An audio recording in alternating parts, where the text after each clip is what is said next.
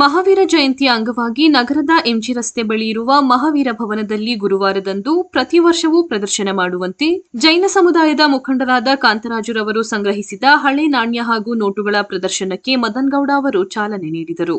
ವಸ್ತು ಪ್ರದರ್ಶನ ಉದ್ಘಾಟಿಸಿ ಎಚ್ಪಿ ಮದನ್ಗೌಡ ಅವರು ಮಾತನಾಡಿ, ಮಹಾವೀರ ಜಯಂತಿ ಅಂಗವಾಗಿ ಪ್ರತಿ ವರ್ಷವೂ ತಾವೇ ಸಂಗ್ರಹಿಸಿದ ಹಳೆಯ ಪುರಾತನ ಕಾಲದ ನಾಣ್ಯ ಹಾಗೂ ನೋಟುಗಳ ಪ್ರದರ್ಶನವನ್ನು ಮಹಾವೀರ ಭವನದ ಸಭಾಂಗಣದಲ್ಲಿ ಪ್ರದರ್ಶನಕ್ಕೆ ಇಡಲಾಗುತ್ತಿದ್ದು, ಇಂದು ಕೂಡ ಪ್ರದರ್ಶನ ನಡೆಯುತ್ತಿದೆ ಎಂದರು. ಹಳೆಯ ನಾಣ್ಯಗಳು, ಅಂಚೆ ಚೀಟಿಗಳು, ಹಳೆಯ ನೋಟುಗಳ ಸಂಗ್ರಹ ಮಾಡಿ ಅದನ್ನು ಸಂರಕ್ಷಿಸಿಕೊಂಡು ಬರುವುದು ಅಷ್ಟು ಸುಲಭದ ಮಾತಲ್ಲ. ಕಾಂತರಾಜು ಅವರು ಈ ಬಗ್ಗೆ ವಿಶೇಷ ಹವ್ಯಾಸ ಹೊಂದಿದ್ದು, ಪುರಾತನ ಕಾಲದ ನೆನಪುಗಳನ್ನು ಮೆಲುಕು ಹಾಕಲು ಇದೊಂದು ಒಳ್ಳೆಯ ಅವಕಾಶ ಎಂದರು. ಬಳಿಕ ಕಾಂತರಾಜುರವರು ಮಾತನಾಡಿ, 1975ರಿಂದ ತಾನು ಇದೊಂದು ಹವ್ಯಾಸ ಬೆಳೆಸಿಕೊಂಡಿದ್ದು, ಅಂದಿನಿಂದ ಇಂದಿಯವರೆಗೂ ಆರ್ಬಿಐನಿಂದ ಮುದ್ರಣವಾಗಿರುವ ಎಲ್ಲಾ ಮಾದರಿಯ ನಾಣ್ಯಗಳು ಹಾಗೂ ನೋಟುಗಳನ್ನು ಸಂಗ್ರಹಿಸಿಟ್ಟಿದ್ದೇನೆ. ನೋಡುಗರ ವೀಕ್ಷಣೆಗಾಗಿ ಇಂದು ಪ್ರದರ್ಶನಕ್ಕೆ ಇಡಲಾಗಿದ್ದು, ಜನರು ಇದರ ಸದುಪಯೋಗ ಪಡೆದುಕೊಳ್ಳಬೇಕೆಂದು ಮನವಿ ಮಾಡಿದರು. ಮಾಡಿಕೊಡುವಂಥ ಒಂದು ಪ್ರಯತ್ನವನ್ನು ಕಾಂತರಾಜ್ ಅವರು ಮಾಡಿದ್ದಾರೆ. ಅವರಿಗೆ ನಾನು ಶುಭಾಶಯಗಳನ್ನು ಹೇಳಲಿಕ್ಕೆ ಬಯಸ್ತೇನೆ.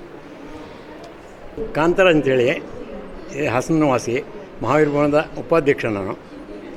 ಇದು ನನ್ನ 1972 ಹವ್ಯಾಸ ಬಂದಿದೆ.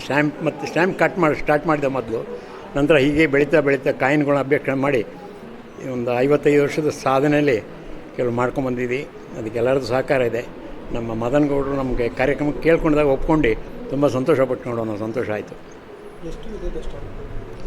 ಎಷ್ಟು ಬಿದ್ದಿದ್ದು ನನ್ನ ಕೌಂಟ್ಲೆಸ್ ಅದು ಒಂದು 60-70 ಸಾವಿರ ಸ್ಟ್ಯಾಂಪ್ಸ್ ಇರ್ಬೋದು ನನ್ನ ಹತ್ರ. 72ನೇ ಇಸ್ವಿಯಿಂದ ಸ್ಟಾರ್ಟ್ ಮಾಡಿರೋಂಥದ್ದು.